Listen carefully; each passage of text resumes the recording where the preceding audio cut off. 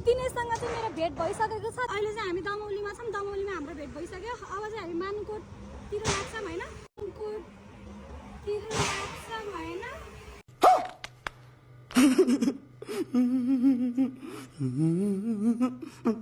अनि तपाईँहरूलाई पनि मानकोटको केही भिडियोहरू देखाउँछौँ। हामी छिटो गएर छिटो फर्किनु पर्ने छ। के भन्नु छ तपाईँलाई?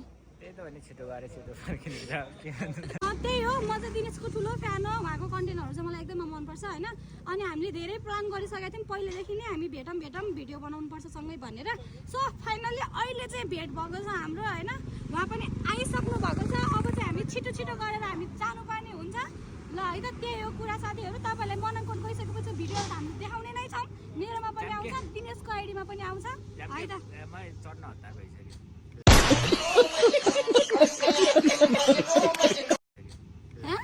चढ्न हतार भइसक्यो गाडीमा। चढ्नु भएको त फेरि चढ्ने हामी जान्छौँ है त। मेरो भाइ, मेरो प्यारो भाइ, भाइ मेरो प्यारो भाइ।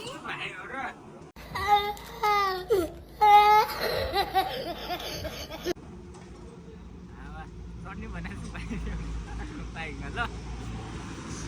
त्यही हो, उसको बोलीको चाहिँ, उसको कुराको चाहिँ तपाईँहरू केही विश्वास नगर्नु होला। उसको आइडीमा पनि हेर्नु भएको छ होला, उसले के बोल्छ भनेर। भाइ त भाइ नै हो है फेरि। त्यही नि बोल्दैन, संस्कारी मान्छे हो फेरि। म जस्तो केटी पाउनु त सम्झिने पानी छुने, त्यही भएर भाइ भन तिमी। त्यही हो, हेर है बुहारी, सम्झाउ राम्रोसँग। मैले भनिदिइरहेको छु फेरि, नत्र भने फेरि यतै अर्को केटीसँग उडाइदिन्छु म दिनेशलाई ल है त। बाई बाई साथीहरू। अब चाहिँ हामी जानुपर्ने हुन्छ। Love you so much.